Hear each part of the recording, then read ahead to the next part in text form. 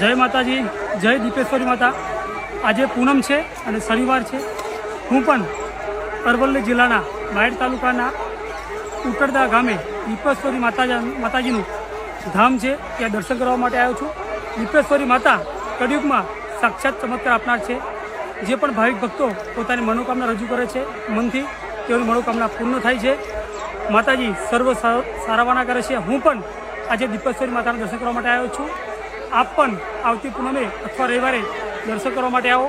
આપ જોઈ રહ્યા છો અત્યારે હજારોની લાખોની સંખ્યામાં ભાવિક ભક્તો ઉમટી પડ્યા છે।